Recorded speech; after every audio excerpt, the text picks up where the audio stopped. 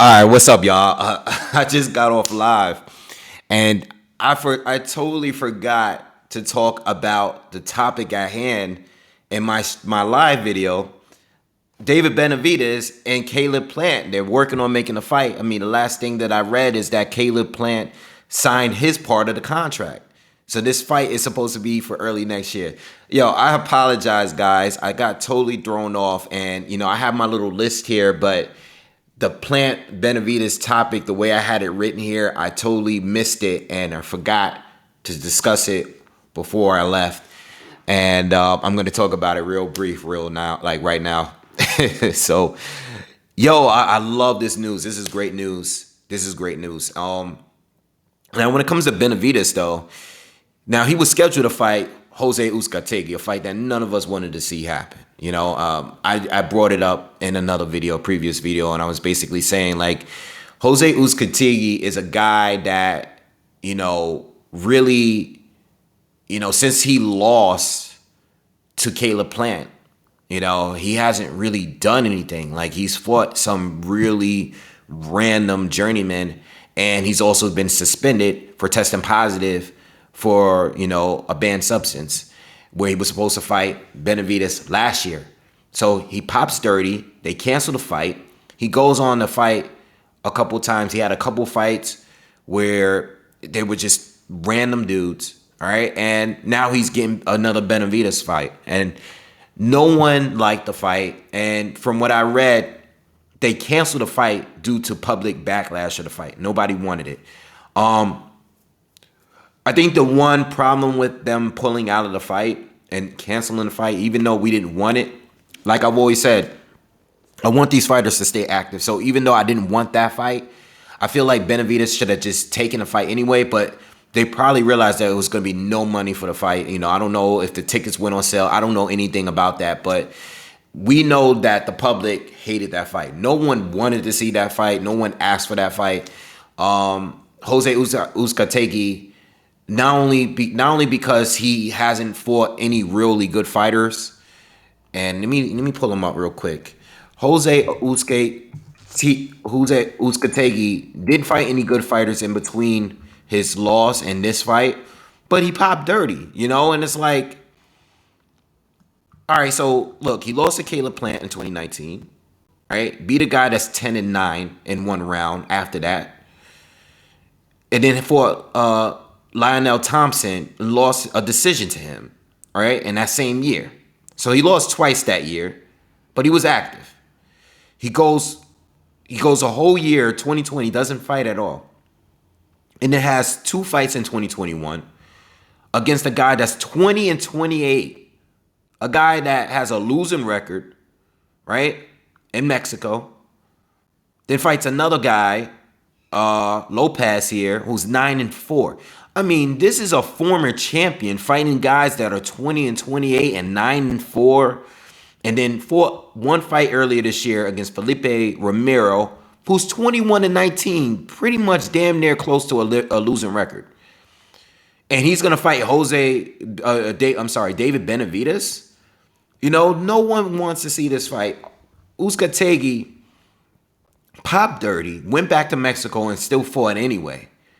And he was inactive all 2020. Like this guy does not deserve to fight any top tier super middleweight right now. I know he's a former champion, I know he beat Andre Durrell. I know he beat Julius Jackson, who was undefeated, the son of the Hawk. I understand he beat him in 2 rounds years ago. But look, he lost to Matt Korobov. He lost to Caleb Plant. He lost to, he usually loses to the top tier fighters he fought. He beat Andre Durrell. He did. But Andre Durrell was past it at the time. I know he's going to be fighting tonight. No one wants to see this dude fight, man. And if he's going to fight, show us that you are at least capable of beating a solid junior or a super middleweight, And Benavidez, who arguably is one of the, the best, or, that's not Canelo, arguably the best fighter at 168, outside of Canelo, we don't want to see Uzcategui fight Benavidez, man. Benavidez is better than this, but I still believe that if the fight, if he was just gonna get in the ring, he should have just gotten in the ring and went on with it, But I mean, now that it's not happening and they're gonna go straight into a Plant fight, cool, cool. I'm happy that this fight. I've been wanting this fight for years now.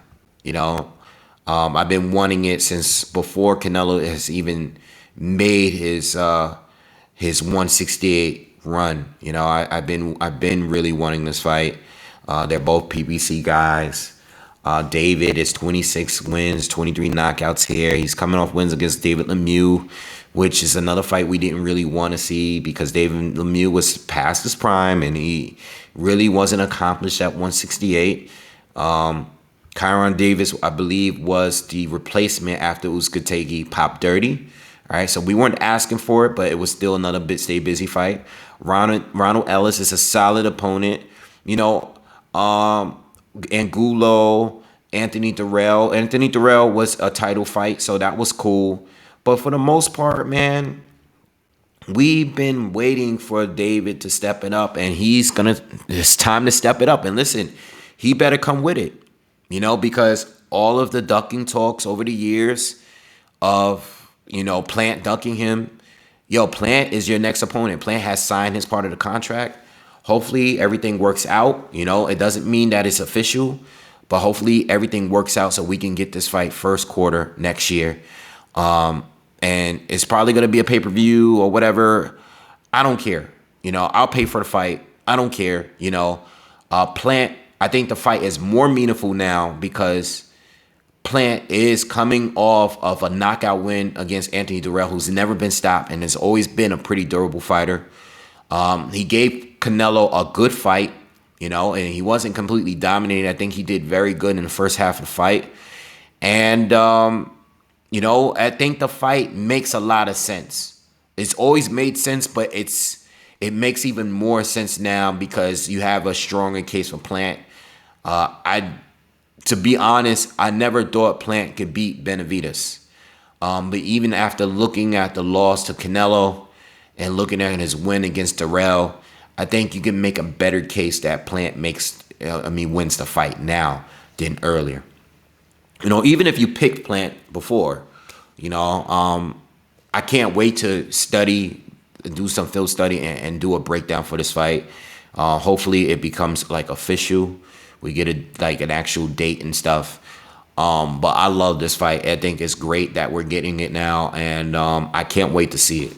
I can't wait to see it.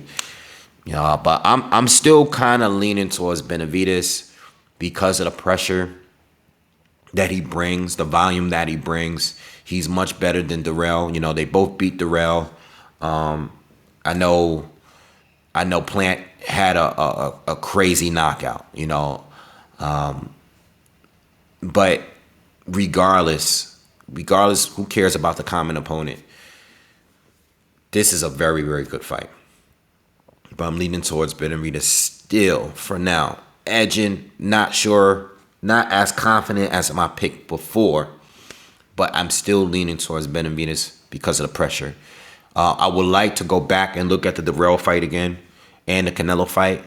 And then when Benavidez, the reason why I like this fight is because it's going to show how good Benavidez. I mean, you can make the argument that he's just overrated because he really doesn't have anyone. And yes, no, I don't believe that anyone really wanted to fight him. All right. But I also feel that if he were to lose this fight, he might get exposed here, because outside of Durrell, he hasn't really fought anyone that good, We've seen him get dropped before, and we've seen him look amazing before. You just never know. Like, if Plant is out here knocking out probably the best fighter he's faced outside of Canelo, you never know. I believe he had a new trainer. He's probably changed a lot of things in camp. And if he's knocking out people like that, something that even David couldn't even do, right? Because David stopped him, but he stopped him on his feet. Durrell probably could have continued, but it was a good stoppage. If he's able to do that, it makes for a very good fight.